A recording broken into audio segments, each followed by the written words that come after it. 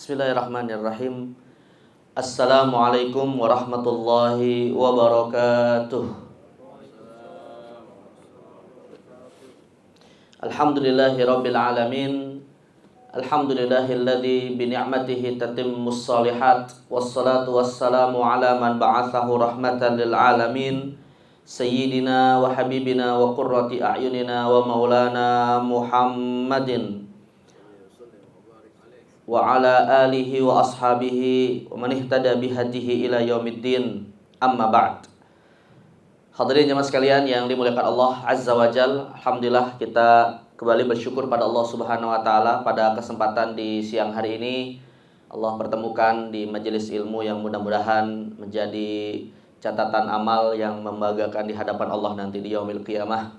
Dan tentu kita berharap nanti di yaumil qiyamah juga Allah muliakan kita untuk bisa bersama dengan kekasih tercinta kita Nabi Muhammad sallallahu alaihi wasallam di Jannatil Firdaus. Amin ya rabbal alamin. Baik, jemaah sekalian yang dimuliakan Allah, tema kita hari ini terkait dengan ibadah yang paling utama di dalam Islam, ibadah yang disebutkan dalam hadis sebagai mi'rajul mukmin, cara bagaimana kita berkomunikasi dan berinteraksi secara langsung dengan Allah Subhanahu wa taala, yaitu ibadah salat. Apalagi dalam kondisi saat ini yang cukup panjang kita dilanda kemarau ya di beberapa daerah, dan termasuk di pesantren saya di Palembang itu Pak, baru beberapa waktu yang lalu melaksanakan salat istisqa ya, untuk meminta hujan. Maka tentu ini menunjukkan bahwa di dalam syariat Islam, sholat itu bukan hanya sebagai suatu kewajiban, tetapi juga adalah menjadi bagian dari wasilah dan perantara kita untuk bisa selalu memohon kepada Allah diberikan kemudahan atas segala kesulitan hidup. Ya, makanya di dalam Al-Quran kan Allah memerintahkan kita Pak, wasta'inu bis-sobri was-sholah. Ya, mintalah pertolongan kepada Allah melalui kesabaran dan ibadah sholat. Nah, jadi maka kita juga harus memahami bahwa ibadah sholat itu bukan hanya kewajiban yang kita tunaikan setiap hari yang kita kenal dengan sholat 5 waktu yang fardu, tetapi juga ada sholat-sholat lain yang disyariatkan untuk kita jadikan sebagai sarana untuk kita bisa mendekatkan diri kepada Allah, sekaligus perantara untuk mencari kemudahan dari Allah untuk hidup kita. Tetapi yang jadi masalah jemaah sekalian adalah dalam satu hari 24 jam kita diberikan kehidupan oleh Allah, ada beberapa waktu yang kita dilarang untuk mendirikan ibadah sholat. Artinya ibadah sholat itu jemaah sekalian meskipun sesuatu yang sangat mulia di dalam Islam, tapi juga tidak boleh sembarangan dilakukan. Ada aturan, ada ketentuan yang harus kita penuhi agar sholat yang awalnya kita niatkan sebagai ibadah itu jangan malah menjadi bumerang, malah mendatangkan murka Allah. Nah, maka penting kita mengetahui tentang fikih waktu sholat ini. Dan sebelum saya masuk kepada materi, saya ingin menyampaikan satu riwayat Pak. Ini masyhur sekali, riwayat dari seorang tabi'in namanya Sa'id ibnil Musayyib ya, seorang tabi'in atau banyak ulama hadis mengatakan Sa'id bin Musayyib ini adalah tabi'in yang paling mulia ya. Kalau sahabat kan yang paling mulia adalah Abu Bakar As-Siddiq. Tapi kalau dari kalangan tabi'in, ada yang mengatakan Sa'id ibnil Musayyib, tapi ada juga yang mengatakan Uwais Al-Qarni. Nah, Sa'id ibnil Musayyib ini pernah suatu hari ya, selepas sholat asar Pak, mendapati ada orang yang melakukan sholat 2 rakaat setelah asar. Ditegur oleh Sa'id gitu kan, kenapa anda melakukan sholat 2 rakaat ini? Padahal Nabi SAW melarang sholat setelah asar. Nah, orang ini bukannya kemudian mengakui atau menyadari kesalahannya gitu ya, malah kemudian berargumentasi, ayu azibani Allahu bihadhihi sholah. Ya, wahai Sa'id, apakah Allah akan mengazabku gara-gara sholat ini? Jadi malah ngeles gitu Pak ya, karena sholat dianggap ibadah kan, nggak mungkin diazab oleh Allah gitu kan. Nah, apa kata Sa'id bin Musayyib? Ya, kata Sa'id bin Musayyib, lah, Allah tidak akan mengazab kamu karena sebab sholat ini, tapi Anallaha ta'ala yu'azzibuka bi khilafi sunnah. Tapi Allah akan mengazabmu karena sebab engkau menyelisihi sunnah Nabi dalam ibadah sholat ini. Jadi menyelisih sunnah itu maksudnya Pak, karena Nabi melarang kita sholat setelah asar. Bukan karena sholatnya gitu ya, tapi karena penyelisihan terhadap larangan Nabi Shallallahu Alaihi Wasallam. Nah, jadi sesemangat apapun kita ibadah, tetap harus ada pondasi ilmu. Ya, sesemangat apapun kita menjalankan kewajiban juga tidak boleh melanggar syariat. Ya, sama Pak, seperti ada orang mungkin sholat 5 waktunya sih dijaga, tapi nggak disiplin waktu. Ya, sholat subuhnya di waktu duha, sholat duhurnya di waktu asar, sholat asarnya di waktu maghrib, maghribnya di isya. Ya. Ketika ditegur, kok sholatnya nggak di waktunya masing-masing? Dijawab Pak, yang penting sholat. Nah, ini juga nggak benar juga. Nah, disitulah ada ancaman Allah dalam Al-Quran, fawailul lil musallin. Ya. Allah dalam ayat ini Pak tidak mencela yang meninggalkan sholat ya, walaupun dalam ayat yang lain Allah mencela orang yang tidak sholat. Tapi ayat ini juga memberi satu pelajaran penting, ada orang yang sholat tapi malah dicela oleh Allah. Kenapa? Karena melanggar ketentuan aturannya. Nah, jadi sholat ini memang terikat dengan waktu, tapi juga kita harus tahu batasannya. Nah, jadi untuk mudah memahami konsepnya aja mas kalian, saya ingin membagi pembahasan tentang fikih waktu sholat ini dalam 2 tema besar. Ya. Dan nanti baru setelah tema pertanyaan dari Pak Agus tadi, ya, masalah menyentuh lawan jenis ya. Baik, nah jadi terkait dengan masalah waktu sholat, 2 tema besar yang ingin saya sampaikan adalah yang pertama terkait dengan masalah pelaksanaan sholat 24 jam dalam sehari. Ya, 24 jam dalam sehari, kita di waktu yang mana saja yang Allah syariatkan untuk kita mendirikan ibadah sholat, yang fardu ataupun yang sunnah. Ya. Nah lalu yang kedua, nanti secara khusus kita bicara tentang sholat 5 waktu itu sendiri. Secara khusus sholat 5 waktu yang memang harus kita jaga sampai meninggalnya kita. Dalam arti kalau misalnya kita nggak sholat sunnah sih nggak masalah Pak, kita tidak dituntut oleh Allah SWT. Tapi yang pasti akan dituntut oleh Allah adalah kalau kita tidak sholat wajib. Tapi jangan juga kita menganggap remeh sholat sunnah. Karena fungsi sholat sunnah juga sangat penting, akan kita butuhkan nanti di hari kiamat untuk mengcover kekurangan dalam sholat wajib kita. Ya, siapa yang bisa menjamin Pak sholat wajibnya ini dari sejak takbir sampai salam selalu khusyuk? Jangan-jangan baru baca takbir udah kepikiran hutang, udah kepikiran proyek gitu kan. Jadi mungkin banyak kekurangan sholat kita Pak. Nah disitulah kita nantinya akan membutuhkan sholat sunnah kita untuk mengcover kekurangan-kekurangan ini. Nah jadi memang kita tidak ditanya oleh Allah kenapa nggak sholat duha, kenapa nggak sholat tahajud. Ya sebab hukumnya sunnah nggak wajib. Tapi akan menjadi sesuatu yang kita butuhkan ketika Allah bertanya tentang sholat wajib kita. Dan rupanya sholat wajib kita kurang sempurna. Baik, nah yang pertama adalah 24 jam dalam sehari terkait dengan ibadah sholat. Pertama, jemaah sekalian, ada larangan dari Nabi SAW untuk kita melaksanakan sholat pada 5 waktu. Dan kelima waktu ini terhimpun dalam beberapa hadis, tapi diantaranya saya ingin bacakan satu hadis, yaitu riwayat Imam Bukhari dan Muslim, di mana Nabi SAW bersabda, la salata ba'dal asri hatta taghruba syamsu wa la salata ba'das subhi hatta tatlu asyamsu. Janganlah kalian sholat setelah asar sampai terbenam matahari, dan janganlah kalian sholat setelah subuh sampai terbit matahari. Nah, dalam riwayat yang lain Nabi melarang sholat indadh dhahirah. Nabi SAW melarang sholat ketika matahari tepat berada di atas kepala kita kalau kita berdiri di bawah terik matahari. Nah, dari hadis-hadis ini Pak, disimpulkan para ulama ada 5 waktu yang kita dilarang sholat. Ya. Yang pertama adalah setelah subuh sampai terbit matahari. Yang kedua ketika matahari dalam proses terbit. Nah, jadi matahari itu kan Pak ketika dia muncul di ufuk timur atau ufuk barat Pak? Timur ya. Nah, kalau ufuk barat ya banyak-banyak taubat Pak. Hari kiamat itu. Ufuk timur ya. Nah, jadi ketika matahari terbit dari ufuk timur Pak, itu saat baru terbit itu pastinya ada proses waktu kan, sampai dia mencapai bulatan sempurna ketika nanti berada di timur. Nah, dari subuh sampai terbitnya itu satu waktu yang dilarang. Lalu dalam proses terbitnya sendiri itu termasuk waktu yang dilarang. Nah, di sini yang perlu kita harus hati-hati adalah kita tahu kan ada yang namanya sholat syuruk. Ya, sholat syuruk itu pahalanya kan kata Nabi SAW seperti ibadah haji. Ya. Nah, maka yang biasa melaksanakan sholat syuruk ini tidak boleh melakukannya ketika matahari masih dalam proses terbit. Kapan sholat syuruk itu baru dilakukan Pak? Ketika nanti di ufuk timur bulatannya sudah sempurna. Pas sebenarnya bertepatan dengan masuk waktu sholat duha. Makanya sebagian ulama ada yang mengatakan sholat syuruk itu nggak ada. Yang ada sholat syuruk itu adalah sholat duha di awal waktu. Ya, karena waktunya sama. Gitu ya. Tapi sebagian ulama lagi ada yang mengatakan ya sholat syuruk ada walaupun waktunya sama dengan duha. Kenapa? Sebab waktu yang paling utama untuk sholat duha bukan di awal waktu malah.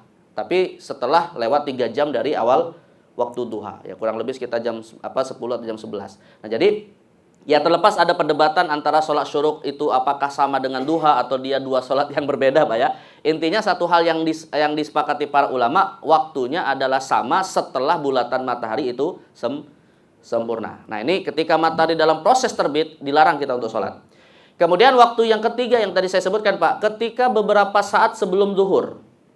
Ya, ini kalau kita berdiri di bawah terik matahari, biasanya kalau kita berdiri Pak, nggak ada bayangannya, kiri kanan belakang depan gitu ya, atau menuju arah barat tidak ada bayangannya. Nah itu namanya disebut waktu istiwa. Di sini kita dilarang untuk sholat. Nah ini artinya beberapa saat sebelum masuk waktu zuhur. Ya. Lalu kemudian waktu yang keempat dan yang kelima seperti waktu subuh, yaitu setelah asar sampai terbenam matahari. Ini waktu yang keempat. Dan waktu yang kelimanya adalah saat matahari berproses dalam terbenamnya. Nah, jadi ketika matahari terbenam atau terbit itu sekitar mungkin 10-15 menit itu dilarang kita sholat. Nah, ketika matahari sudah sempurna terbenam di ufuk barat, itu adalah masuk waktu sholat maghrib. Ya, ketika masih tersisa ada warna apa biasanya di ufuk barat ketika setelah terbenam? Nah, mega merah atau mega mendung? Atau bang mega? Mega merah ya. Atau kalau dalam bahasa Arab disebut syafaq. Ya. Jadi kalau cahaya matahari sebelum terbit Pak, namanya disebut fajar. Sedangkan cahaya matahari setelah terbenam namanya disebut syafaq dalam bahasa Arab ya. Nah, ketika matahari ini sudah terbenam sempurna, masih tersisa cahaya matahari yang berwarna kemerahan, itu namanya waktu sholat maghrib. Dan ketika cahayanya habis sempurna dan gelap, di ufuk barat menjadi gelap sempurna, itu masuk waktu sholat isya. Nah ini kalau kita tidak pakai standar jam lah gitu ya, ingin langsung melihat secara astronomi dari sisi perjalanan mataharinya. Baik, nah jadi di 5 waktu ini kita dilarang untuk sholat. Tapi yang jadi pertanyaan Pak, larangan sholat ini sifatnya mutlak atau hanya pada beberapa sholat saja? Contoh misalnya, sekalian ya. Contoh misalnya kita biasanya kan gini Pak, misalnya kita mau berangkat menuju masjid sebelum maghrib, ya. Kita ke masjid sebelum maghrib. Nah, lalu kemudian saat kita sudah sampai masjid, padahal maghrib belum masuk waktunya, sebenarnya itu termasuk waktu dilarang sholat nggak? Masuk kan? Setelah asar sampai terbenam, lalu saat terbenam. Intinya kan sebelum maghrib ya. Setelah sholat asar sampai sebelum masuk waktu maghrib kan kita dilarang untuk sholat. Tapi ketika kita masuk ke dalam masjid Pak, kita kan disunnahkan untuk sholat tahiyatul masjid. Nah pertanyaannya, sholat tahiyatul masjid itu boleh apa nggak? Sebelum maghrib. Nah, boleh atau tidak? Nah, di sini maka tadi kembali kepada pertanyaan saya tadi. Sebenarnya di 5 waktu yang tadi saya sebutkan itu, apakah secara keseluruhan sholat sunnah dilarang atau sholat-sholat tertentu saja? Ya. Nah ini maka kita perlu rincikan bahwa sholat-sholat yang yang dilarang di 5 waktu ini tadi sebenarnya tidak secara mutlak Pak. Ya, dirinci oleh para ulama beberapa jenis sholat yang dilarang dan yang tidak dilarang. Tapi sebelum saya masuk kepada jenis-jenis sholat ini, jamaah sekalian, saya tadi kan sudah sampaikan Pak, tidak ada sholat setelah subuh dan asar ya. Nah, karena kalau kita bicara sholat rawatib Pak, semua sholat 5 waktu ada qobliyahnya. Ya, karena Nabi mengatakan baina kulli adzanaini rakaatan, antara azan dan iqamah itu ada 2 rakaat. Berarti semua sholat ada qobliyah. Tapi kalau untuk ba'diyah kan yang ada hanya setelah zuhur, maghrib dan isya. Nah, ini sesuatu yang sudah mainstream kita ketahui Pak. Tapi bagaimana kalau saya menyampaikan ada hadis sahih riwayat Imam Bukhari dan Muslim Pak, bahwa Nabi pernah sholat ba'diyah asar. Kira-kira ilmunya mau dirubah nggak? Hadisnya riwayat Sayyidah Aisyah. Ya, Sayyidah Aisyah radhiyallahu anha dalam riwayat Imam Bukhari dan Muslim itu pernah menceritakan, raq'atani lam yakun Rasulullah sallallahu alaihi wasallam yada'ahu masirran wala alaniyah. Ada 2 sholat sunnah yang Nabi tidak pernah tinggalkan, selalu beliau lakukan secara terang-terangan ataupun sembunyi-sembunyi. Artinya konsisten Nabi melakukannya Pak. Ada 2 sholat ya diceritakan oleh Sayyidah Aisyah. Apa dua sholat tersebut? Yang pertama rakaatani qabla subhi dan yang kedua rakaatani ba'dal asri. Yang pertama adalah 2 rakaat sebelum subuh yaitu qobliyah subuh, dan yang kedua 2 rakaat setelah asar yaitu ba'diyah asar. Kalau nggak percaya Pak, silakan cek di Sahih Bukhari tentang bab waktu sholat. Gimana? Berarti ada nggak sholat ba'diyah asar? Ada? Berubah Pak. Ada apa nggak? Kan berarti ada 2 hadis yang kesannya bertentangan kan? Di satu sisi Nabi melarang sholat setelah asar, di sisi yang lain Nabi malah melakukannya. Nah, disinilah jamaah sekalian, kita perlu berhati-hati terhadap hadis Nabi, Pak. Ya, bukan berhati-hati dalam arti kita nggak baca, Pak ya, tapi berhati-hati dalam memahaminya. Karena kata Imam Al-Asmu'i, beliau mengatakan al-haditsu mudillun illa lil fuqaha. Hadis itu bisa menyesatkan kecuali di tangan para ulama. Salah satu yang bisa menimbulkan penyimpangan di dalam pemahaman hadis, Pak, kalau mendapati 2 hadis yang kesannya bertentangan, tapi mengambil salah satunya dan membuang yang lain. Ya. Nah, padahal dua-duanya hadisnya Sahih Bukhari dan Muslim. Nah, lantas apa yang dimaksud dengan sholat Rasulullah setelah asar ya? Nah, ini dijelaskan oleh Imam Ibnu Hajar Al-Asqalani dalam kitabnya Fathul Bari, syarah Sahih Bukhari ya, salah satu kitab utama yang menjelaskan Sahih Bukhari. Imam Ibnu Hajar menafsirkan ada 2 maksud dari sholat ba'diyah asar Rasulullah SAW. Yang pertama, Pak, beliau mengutip hadis riwayat Imam Bukhari dari istri Nabi yang bernama Ummu Salamah. Ummu Salamah pernah dalam tanda kutip menggugat perbuatan Nabi ini, Pak. Ya, ketika Nabi sholat setelah asar, ditanya oleh Ummu Salamah, "Ya Rasulullah, mahatan di rakaatan." Kata Ummu Salamah, "Ya Rasulullah, ini sholat 2 rakaat setelah asar ini maksudnya apa?" Artinya Ummu Salamah saat itu udah paham, Pak, bahwa Rasul melarang sholat setelah asar. Kok beliau mendapati Nabi malah melakukannya gitu kan? Wajar beliau bertanya. Maka Nabi mengatakan, "Syaghalani nasun min Abdul Qaisi anir raq'ataini ba'da zuhri." Tadi aku disibukkan oleh sejumlah orang dari suku Abdul Qais hingga tidak sempat melaksanakan sholat ba'diyah zuhur. Berarti sholat 2 rakaat setelah asar itu maksudnya apa? Nah, qadha dari ba'diyah zuhur. Qadha dari ba'diyah zuhur. Artinya Pak, para ulama membolehkan kita mengqadha sholat rawatib yang muakkad. Ya, misalnya kita punya kebiasaan sholat qobliyah subuh, lalu kemudian datang ke masjid sudah iqomah, kan nggak boleh kita sholat qobliyah kan? Nah, maka qobliyah subuh ini boleh kita lakukan setelah subuh. Tapi sebaiknya jangan di masjid, Pak, di rumah aja. Nah, biar nanti nggak dituduh aliran sesat karena ada ba'diyah subuh. Ya, namanya orang awam kan langsung vonis aja, Pak, sebelum konfirmasi. Nah, jadi tapi boleh ya, tergantung kepada niat kita. Karena yang dilakukan kan bukan sholat ba'diyah, tapi sholat qobliyah yang diqadha. Ya, termasuk sholat sunnah yang lain. Sebenarnya kalau habis waktunya tapi kita punya kebiasaan melakukannya bisa diqadha. Bahkan sholat tahajud, Pak. Kalau kita biasa sholat tahajud lalu kemudian karena suatu hal terlewat gitu ya, bisa kita qadha nanti setelah subuh ataupun di waktu duha. Nah, ini kembali kepada innamal a'malu binniyatnya.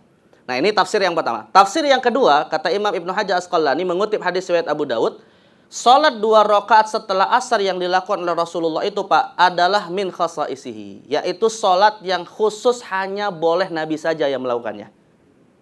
Ya, sama seperti Nabi SAW boleh menikah lebih dari 4 istri. Sama seperti Nabi SAW kalau tidur tidak membatalkan wudhu. Sama seperti Nabi, beberapa kekhususan beliau, bahkan yang khusus bagi beliau ada yang wajib bagi beliau, tapi bagi kita hukumnya sunnah, seperti sholat tahajud. Nah, jadi maka beliau juga memiliki kekhususan boleh melakukan sholat setelah asar, tapi itu tidak boleh atas umat. Ya, kalau ditanya, kenapa? Kok Rasulullah boleh, kita tidak boleh? Apa jawabannya, Pak? Ya, wallahu alam, tanya sama yang ngatur, Pak. Tanya ke siapa? Ya Allah, ya kenapa Allah bedakan gitu ya. Nah, dan pembedaan ini, Pak, tujuan paling utamanya adalah untuk menguji kita, apakah kita mau taat atau tidak. Ya, nah ini seperti disebutkan dalam hadis riwayat Abu Daud dari Aisyah, di mana Aisyah mengatakan, "Kana Nabi sallallahu alaihi wasallam yusalli ba'dal asr tsumma yanha anha wa yuwasil wa yanha anhu." Bahwa Nabi sallallahu alaihi wasallam itu senantiasa salat setelah asar dan melarang hal tersebut atas umatnya, dan Nabi senantiasa puasa wisal dan melarang hal tersebut atas umatnya. Jadi hadis ini menegaskan ada 2 amalan, Pak, yang khusus hanya boleh Nabi yang melakukannya, yaitu sholat setelah asar dan berpuasa wisol. Anda tahu, Pak, apa puasa wisol? Nah, wisol itu secara bahasa artinya lanjut ya.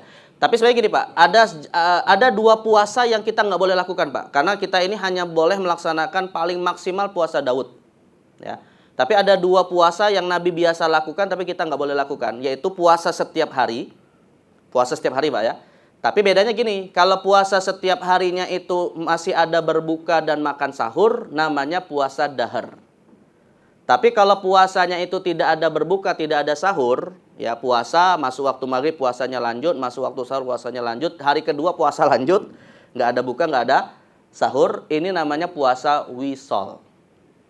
Jadi kalau puasanya setiap hari masih ada makan, buka, dan sahurnya itu puasa dahar. Tapi kalau puasanya lanjut beberapa hari nggak ada makan, nggak ada sahur, nggak ada buka, nggak ada sahur, itu puasa wisol. Dua puasa ini nggak boleh kita lakukan Pak. Itu hanya untuk Nabi saja.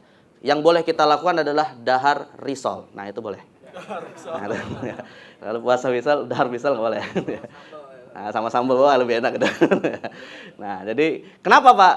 Ya, pernah sahabat Nabi ingin mencontohnya, namanya Abdullah bin Amr ibn al-As. Ya, Abdullah bin Amr itu ingin mencontoh dan malah bertanya kepada Nabi, "Tuwasil wa tanha anhu ya Rasulullah. Anda puasa wisol tapi kenapa melarang kami melakukannya?"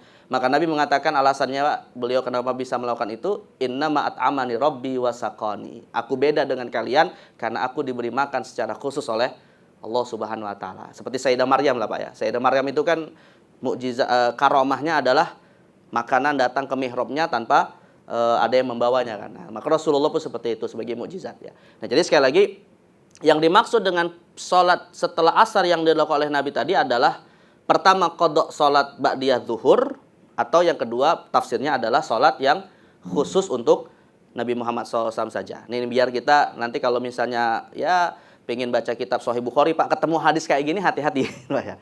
Ini sebagai wawasan kita. Karena sekali lagi hadis itu yang penting gini aja Pak poinnya ya. Kalau kita mendapati hadis atau ayat Quran kok tekstualnya itu secara lahiriah tidak sesuai dengan pemahaman mainstream umat Islam selama ini Pak, maka yang harus kita tuduh pemahaman kita, bukan apa yang ada dalam hadis atau ayat Al-Quran tersebut ya. Karena bisa saja pemahamannya tidak sesuai dengan apa yang kita pahami secara tekstual.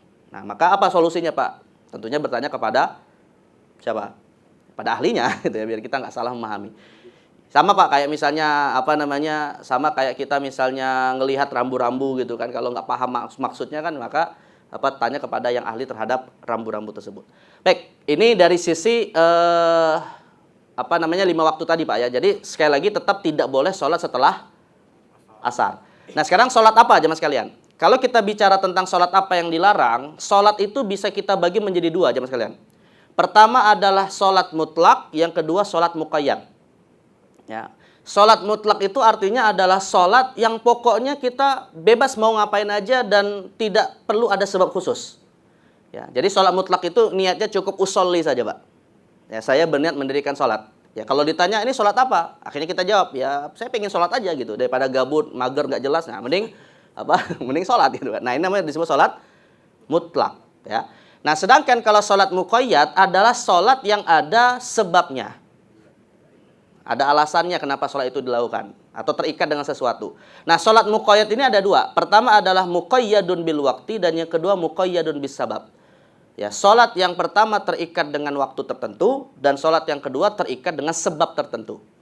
Ya. Kalau yang terikat dengan waktu Pak, misalnya seperti sholat duha, sholat qobliyah ba'diyah, ya, termasuk sholat tahajud, sholat witir, sholat taraweh. Nah, itu semua sholat-sholat yang terikat dengan waktu. Ya, artinya kalau kita ditanya kenapa sholat di waktu duha, ya karena waktunya duha gitu kan. Nah, ini namanya disebut sholat muqayyadun bil waqti. Tapi ada juga sholat yang dia terikat dengan sebab. Tidak terikat dengan waktu sih, tapi karena suatu sebab akhirnya kita mendirikan sholat. Nah, sholat yang terikat dengan sebab ini jamaah sekalian dibedakan lagi oleh para ulama menjadi 2.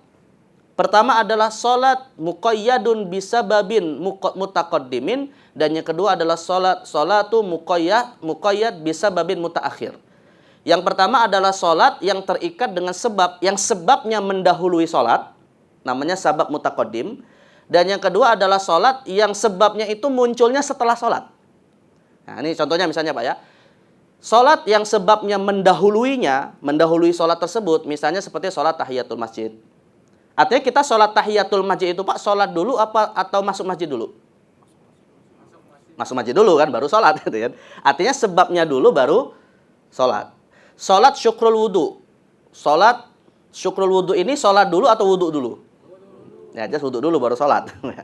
Tapi ada sholat Pak, yang sholatnya itu baru muncul sholatnya itu dilakukan dulu baru sebabnya didapat. Ya, misalnya seperti sholat istikharah. Sholat istikharah. Kita kalau sholat istikharah, Pak, tujuan atau sebab kita sholat istikharah itu apa? Mendapatkan jawaban petunjuk Allah kan, biasanya atas dua pilihan. Nah, pertanyaannya, Pak, jawaban itu didapatnya sebelum sholat atau setelah sholat? Setelah sholat. Karena kalau jawabannya sudah didapat sebelum sholat, Pak, ngapain sholat istikharah? Nah, jadi tujuan sholat istikharah itu kan ingin dapat jawaban gitu ya. Nah, maka sholat istikharah ini sholat yang sebabnya muncul setelah sholat. Nah, dari kesekian sholat yang tadi saya sebutkan, Pak, ada sholat yang mutlak, sholat yang muqayyad, lalu muqayyad dibagi dua, muqayyad dengan waktu dan muqayyad dengan sebab, lalu sebabnya dibagi dua lagi, yang sebabnya muncul sebelum sholat dan yang sebabnya muncul setelah sholat. Kesimpulannya adalah sholat yang dilarang di 5 waktu yang tadi kita sebutkan hanya 2 saja. Yang pertama adalah sholat mutlak, ini dilarang dilaksanakan di 5 waktu yang tadi kita sebutkan. Dan yang kedua adalah sholat yang sebabnya mutaakhir, atau sholat yang sebabnya muncul setelah sholat, seperti sholat istikharah, termasuk sholat taubat. Ya, jadi kedua jenis sholat ini, sholat mutlak dan sholat yang sebabnya muncul setelah sholat, dilarang di 5 waktu yang tadi kita sebutkan. Tapi kalau sholatnya sebabnya muncul sebelum sholat, Pak, seperti sholat tahiyatul masjid, 24 jam boleh kita lakukan. Sholat syukrul wudu, 24 jam boleh kita lakukan. Ya, tapi sholat istikharah, sholat taubat, nah itu tidak boleh kita lakukan kecuali, tidak boleh dilakukan di 5 waktu lagi, di 5 waktu tadi. Contoh misalnya gini, Pak. Misalnya ada seorang wanita didatangi seorang laki-laki setelah asar, mau melamar. Nah, si laki-laki ini ingin melamar wanita tersebut, bertemu dengan walinya, tapi dilakukan setelah asar. Nah, si wanita langsung ditembak gitu kan, minta jawaban, lamarannya diterima atau tidak. Tapi si wanita ini paham fikih, Pak ya, punya ilmu. Akhirnya si wanita ini bilang, ya udah, saya belum bisa memberikan jawaban sekarang. Ya, saya perlu sholat istikharah dulu. Nah, si laki-laki ini nggak sabar, Pak. Ya udah cepat sholat istikharah. Ya, kata si wanita, ya enggak lah, enggak boleh sekarang gitu ya. Nanti setelah maghrib gitu kan. Karena enggak boleh setelah asar gitu kan. Nah, jadi yang paham fikih di sini siapa, Pak? Ya perempuannya gitu. Karena dia nanti sholat istikharah baru setelah maghrib. Nah, kalau si laki-laki ini enggak sabar, Pak, ya udah tolak aja gitu. Jadi daripada kamu enggak sabar saya sholat istikharah, mending enggak usah lamar saya gitu ya. Jadi kalau dia ingin sholat istikharah, tunggu nanti setelah maghrib. Berarti yang salah adalah waktu ngelamarnya, jangan setelah asar. Nah, itu biar nanti bisa langsung istikharah. Nah, jadi sekali lagi ya, sholat yang sebabnya muncul setelah sholat ini tetap tidak boleh dilakukan di waktu yang terlarang. Baik, terakhir teman sekalian tentang sholat 5 waktu. Nah, sholat 5 waktu yang hukumnya wajib, Pak, adalah sholat yang sebenarnya termasuk kategori waktunya sudah ditentukan kan, dibatasi ya. Nah, dari sholat 5 waktu ini, mudahnya gini jemaah sekalian, semua sholat itu waktunya adalah sampai batas bertemu waktu sholat berikutnya, kecuali sholat subuh. Kecuali sholat subuh ya. Jadi karena Nabi mengatakan, laisan naumu bit tafriti wa innamat tafritu man yusolli ba'da waqtiha. Orang yang tidur itu tidak terhitung lalai ketika dia sholat tidak pada waktunya. Ya, tetapi yang dimaksud lalai adalah orang yang sholat fardu setelah habis waktunya, yaitu ketemu dengan waktu berikutnya. Jadi artinya waktu sholat duhur itu, Pak, sampai bertemu sholat asar. Waktu sholat asar bertemu sampai maghrib. Maghrib bertemu sampai isya. Isya bertemu sampai subuh, Pak. Walaupun ada hadis Nabi yang menyebutkan waktu sholat isya sampai tengah malam. Tapi ada hadis juga yang menyebutkan bahwa sholat isya sampai waktu subuh. Ya, jadi sebenarnya dikumpulkan oleh para ulama hadis-hadis tentang waktu sholat isya. Kesimpulannya, Pak, adalah afdolnya tidak melebihi tengah malam. Tapi kalau tetap dilakukan sampai subuh itu tetap disebut sholat pada waktunya. Yang penting tidak ketemu waktu subuh. Kecuali waktu subuh yang waktunya habis sampai terbit matahari. Ya, karena Nabi tadi mengatakan tidak ada sholat subuh sampai tidak ada sholat sunnah setelah subuh sampai terbit matahari. Berarti ini mengisyaratkan juga waktu sholat subuh itu sampai terbit matahari. Nah, sekarang yang jadi masalah, Pak, yang jadi masalah adalah, ini kan waktu sholat 5 waktu ya. Yang jadi masalah adalah sebenarnya sholat 5 waktu, zuhur, asar, maghrib, isya, subuh itu apakah harus dilakukan di awal waktu? Harus dilakukan di awal waktu, Pak. Misalnya nih, kita tadi sudah sholat duhur ya, tapi misalnya ada yang belum sholat duhur, nanti niat mau sholat duhurnya anggaplah jam 2:30. Sholat duhur jam 2:30 itu, Pak, masih terhitung sholat di waktunya nggak? Tergantung nih, 2:30 siang atau 2:30 malam nih, Pak. Ya, kalau 2:30 siang masih gitu kan. Tapi masalahnya ada sebagian orang, Pak, ada sebagian orang ya, itu menilai orang yang sengaja menunda sholat tidak di awal waktu, itu terancam dengan firman Allah, fawailul lil musallin. Celakalah orang yang melalaikan sholat. Biasa kan gitu argumentasinya kan. Ya, kalau bisa sholat di awal waktu, kenapa nggak di awal waktu gitu kan. Akhirnya ketika ditunda-tunda, diancam dengan fawailul musallin. Padahal masih pada waktunya. Nah sebenarnya Pak, fawailul lil musallin ini hanya dipakai ayat ini ketika sholatnya itu tidak pada waktunya. Tapi memang sholat di awal waktu ini dipersoalkan sebagian ulama karena dua alasan. Yang pertama adalah sholat di awal waktu disebut oleh Nabi sebagai waktu yang paling utama. Ketika Nabi mengatakan afdul a'mal as-sholatu li waqtiha. Sebaik-baik amal adalah sholat di awal waktu. Dan yang kedua Pak, sholat di awal waktu dipersoalkan oleh para ulama yang mewajibkan sholat berjamaah 5 waktu bagi laki-laki. Yaitu madzhab Dzahiri dan madzhab Hambali. Karena dalam madzhab Dzahiri dan madzhab Hambali, sholat 5 waktu bagi laki-laki harus fardu ain dilakukan di masjid berjamaah. Berarti kalau wajib berjamaah Pak, maka biasanya sholat 5 waktu berjamaah itu dilakukan kapan? Ya di awal waktu. Nah makanya madzhab Dzahiri dan madzhab Hambali menganggap yang sengaja menunda sholat tidak di awal waktu itu berdosa bagi laki-laki. Karena kewajiban menghadiri sholat berjamaah. Bahkan madzhab Dzahiri Pak itu paling keras, mengatakan yang sholat sendirian bagi laki-laki nggak sah. Ya, sholat sendirian itu di rumah tidak sah, walaupun pakai mukena tetap tidak sah. Nah, gitu. Itu madzhab Dzahiri. Nah, jadi sekali lagi yang mempersoalkan dua madzhab ini. Tapi kalau madzhab yang lain nggak ada masalah Pak. Yang penting masih pada waktunya. Namun sebagai penutup atas masalah ini Pak, saya ingin memberikan tambahan sedikit tentang masalah kalau kita ada niatan ingin menunda sholat tidak di awal waktu. Ya, kalau kita mengikuti pendapat mayoritas ulama Pak, sebenarnya tidak masalah sholatnya itu tidak di awal waktu. Hanya saja kita tidak mendapatkan apa yang lebih utama saja. Tapi tidak terhitung dosa, tidak terhitung fawailul lil musallin. Nah, misalnya tadi sholat duhurnya kita karena suatu hal menunda sampai jam 2:30, sholat asarnya ditunda sampai 5:30 misalnya ya. Sholat isya'nya misalnya ada sebagian yang nanya, sholat isya Ustaz, saya ngantuk nih mau tidur dulu, tapi nanti niatannya sholat isya sambil tahajud misalnya. Nah, tapi yang penting masih pada waktunya Pak ya. Ini sebenarnya tidak ada masalah, tapi dengan syarat jemaah sekalian. Apa syaratnya? Ketika kita sudah sadar waktu sholat sudah masuk di awal waktu, hati kita berazam saya akan sholat. Ya, azam itu beda dengan niat Pak. Kalau niat itu dimunculkan dalam hati ketika kita memulai sholat, itu namanya niat sebagai rukun sholat. Tapi kalau azam adalah niat sebelum perbuatannya dilakukan. Itu disebut dalam bahasa dengan istilah azam. Misalnya kita sekarang belum sholat duhur Pak ya. Misalnya karena suatu pekerjaan saya kemungkinan sholat duhur jam 2:30. Maka saat ini kita berniat, saya berazam akan sholat duhur. Apa tujuan azam ini jamaah sekalian? Untuk mengantisipasi kalau Allah takdirkan kita meninggal sebelum menunaikan sholat tersebut. Sebab siapa yang menjamin Pak kita berniat sholat 2:30 sholat duhur, kita bisa memastikan 2:30 masih hidup, nggak ada yang menjamin. Maka kalau seandainya belum ada azam di dalam hati kita Pak, lalu sebelum sholat kita meninggal, terhitung kita meninggalkan sholat pada saat itu. Dan dapat dosa.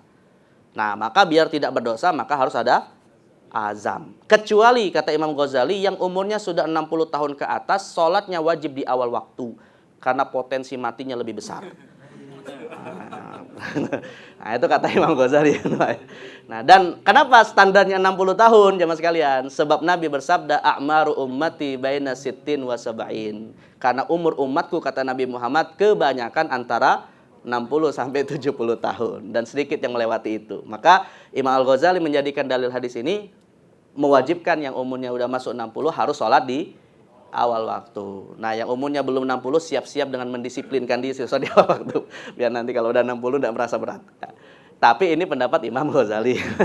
Kalau mayoritas ulama nggak ada masalah Pak. Mayoritas ulama sih yang penting ada azam. Mau berapapun umurnya gitu ya. Karena kematian kan bisa saja datang ke orang yang muda, orang yang tua gitu. Yang penting ada azam. Baik, nah ini terkait dengan waktu sholat. Nah terakhir pertanyaan Pak Agus tadi ya. Pertama begini Pak. Menyentuh lawan jenis non-mahram pada dasarnya kita harus bedakan dua hukum ya. Dua hukum itu gini, menyentuh lawan jenis non mahram itu perbuatan yang sebenarnya ulama sepakat hukumnya haram.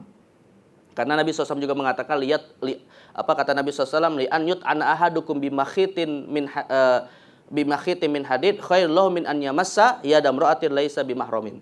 Ya, atau laisa la yahilu lahu. Dengan seseorang ditusuk menggunakan besi itu lebih baik daripada dia menyentuh seseorang yang bukan mahram. Nah, jadi kita harus bedakan ini ya. Kita harus bedakan antara hukum menyentuh dengan hukum wudunya batal. Itu dua hal yang berbeda. Karena kalau bicara apakah wudunya batal, Pak, sebenarnya sih mayoritas para ulama kita beda pendapat. Walaupun mayoritas ulama memahami ayat Quran terkait dengan persentuhan kulit itu membatalkan wudu atau tidak, Pak, mayoritas mengatakan persentuhan yang dimaksud di dalam Al-Quran adalah persentuhan fisik. Hanya mazhab Hanafi saja yang memahami maknanya hubungan seksual. Jadi ketika Allah mengatakan aula mastumun nisa, termasuk pembatal wudu adalah menyentuh non mahram, mazhab Maliki, Syafi'i dan Hambali, Pak, berpendapat persentuhan yang dimaksud adalah secara fisik. Sedangkan mazhab Hanafi memahaminya sebagai hubungan seksual. Tapi tiga mazhab yang tadi kita katakan, Pak, bahwa persentuhan itu secara fisik pun tidak secara mutlak mengatakan wudunya batal. Namun persentuhan yang ada unsur syahwat. Dan ini adalah pendapat mazhab Maliki dan Hambali. Jadi kalau dalam mazhab Maliki dan Hambali, persentuhan kulit itu membatalkan wudu kalau ada syahwat. Tapi kalau mazhab Syafi'i, Pak, ada syahwat ataupun tidak ada syahwat, tetap batal. Sedangkan kalau dalam mazhab Hanafi, ada syahwat pun nggak batal. Karena yang dimaksud persentuhan adalah hubungan seksual. Tapi jangan kita memahami begini, Pak. Wah, ini ada mazhab Hanafi nih, nyentuh lawan jenis yang bukan mahram, wudunya nggak batal. Udah ya, gerayangan, megangin tangan. Ini nggak boleh, Pak. Gitu. Karena ini dua. Maksudnya ini hukumnya berbeda. Pak, ya. Bedakan antara hukum menyentuh non mahram dengan hukum apa?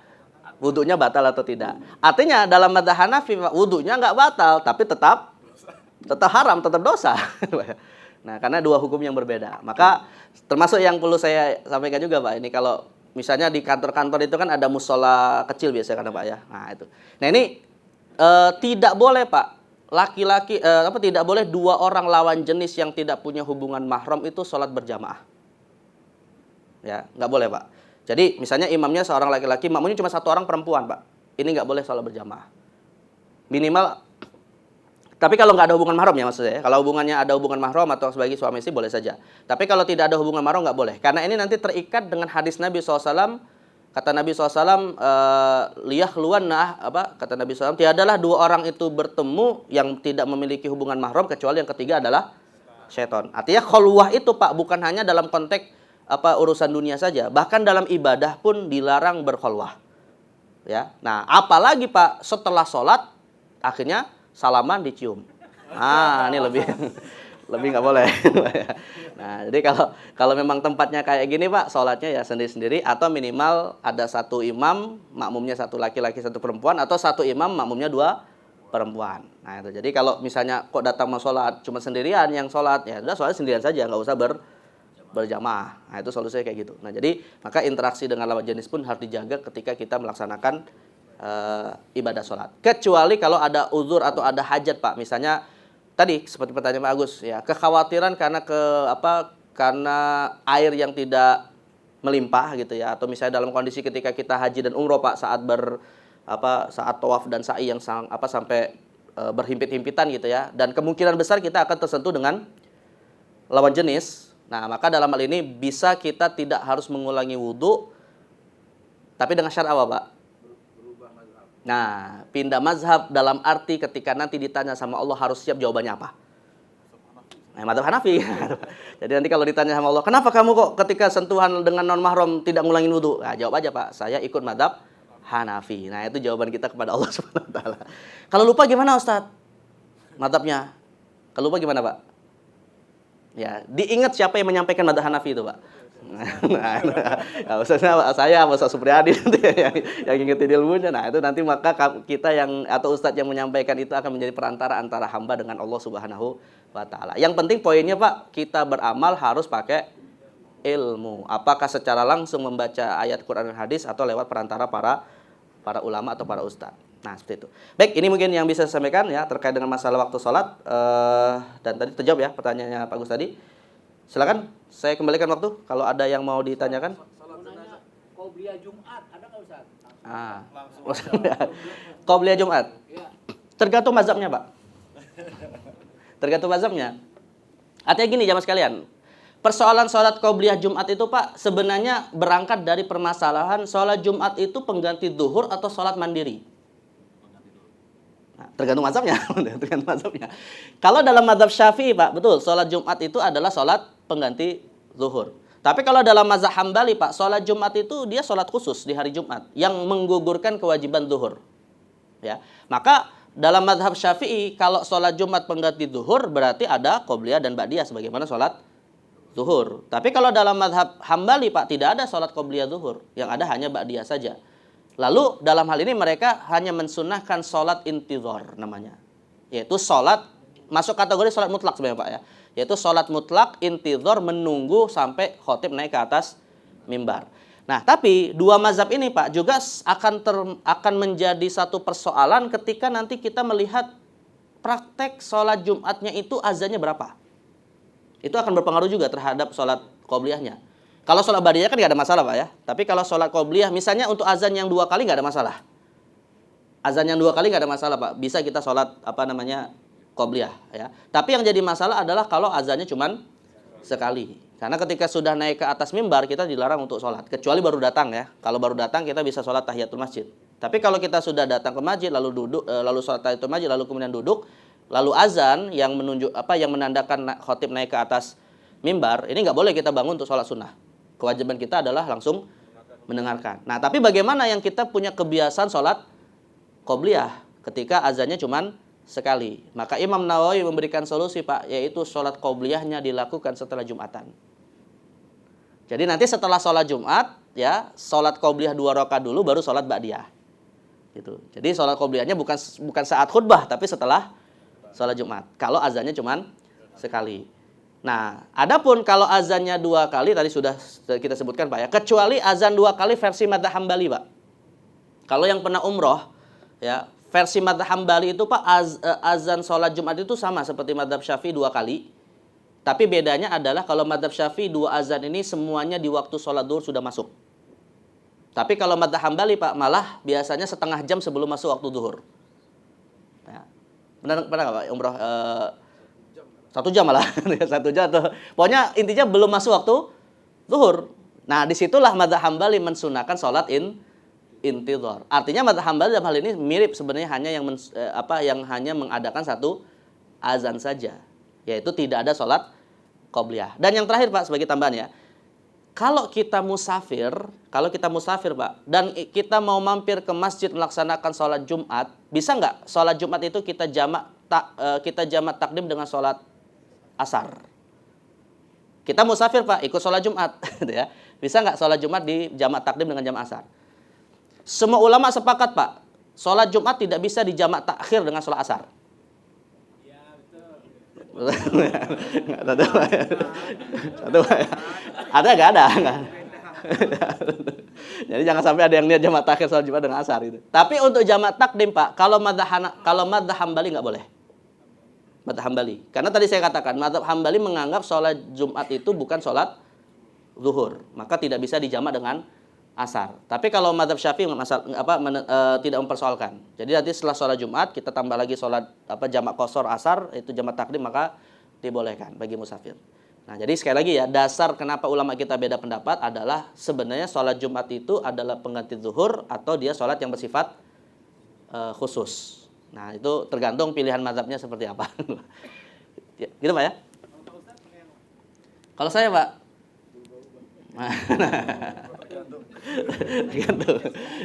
tergantung azannya. Kalau azannya 2 kali ya sholat. Kalau azan sekali.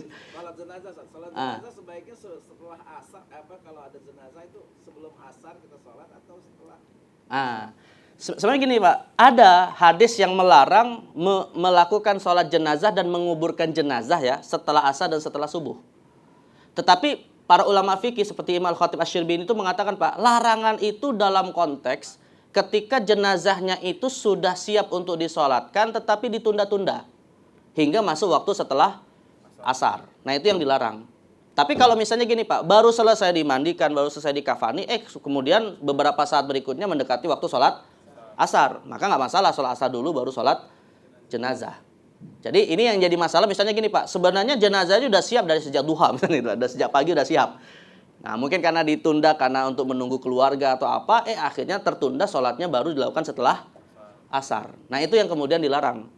dalam konteks itu dilarang. Tapi larangannya pun bukan larangan haram, tapi hanya sebatas larangan makruh saja. Dan sholat jenazahnya sah.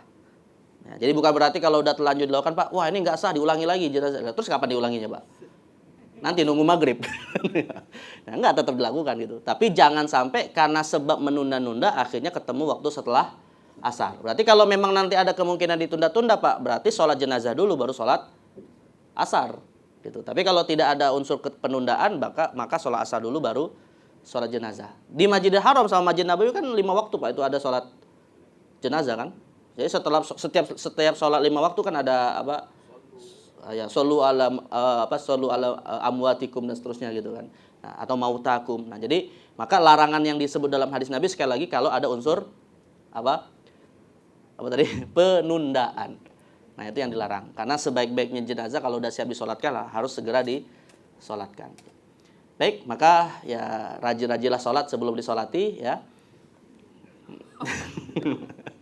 Ya jangan sampai, Pak, ini kita baru siap kita baru masuk masjid ketika sudah meninggal. Baik, masih ada, Pak? Atau cukup? Tadi kalau ditanya saya madzhabnya apa, Pak? Kalau saya pribadi sih, kalau selama berada di Indonesia, Pak, sebisa mungkin saya konsisten dengan madzhab Syafi'i. Pilihan madzhab saya pribadi. Walaupun tetap kita menghargai pendapat mazhab yang lain. Tetapi kalau kita berada di suatu tempat yang tidak menggunakan madzhab Syafi'i, Pak, kalau kita memahami ilmu perbandingan madzhab, insya Allah enjoy hidupnya, Pak. Artinya kita bisa menghormati madzhab tertentu dengan mengamalkan madzhab mereka. Nah, jadi kalau selama di Saudi ya ikut madzhab Hambali, selama di di Turki misalnya madzhab Maliki, madzhab Hanafi, ketika di wilayah Afrika Utara seperti Sudan madzhabnya Maliki. Nah, itu aja, enjoy aja, Pak. Ya, mana yang benar, mana yang salah, Pak, insya Allah di hari kiamat nanti kita tinggal rebut aja sampai dapat 2 pahala, sampai dapat 1 pahala. Ya, kayak kunut subuh, Pak. Kita kalau misalnya enjoy dengan masalah kunut subuh, Pak, mau di masjid mana saja, ya rasanya plong untuk kita sholat, Pak. Imamnya kunut ya sholat, imamnya nggak kunut juga ya sholat juga. Daripada debat panjang lebar tentang kunut, sholat subuh akhirnya nggak dilakukan. Nah, ini kan jadi jadi kalau kita tahu perbedaan seperti ini, insya Allah nggak ada masalah. Baik, seperti itu. Wallahu a'lam. Pas ya. Baik, saya kembalikan waktu Pak Agus. Mudah-mudahan apa yang kita bahas ini manfaat. Aku lu kalian, astaghfirullah li wa lakum. Wassalamualaikum warahmatullahi wabarakatuh.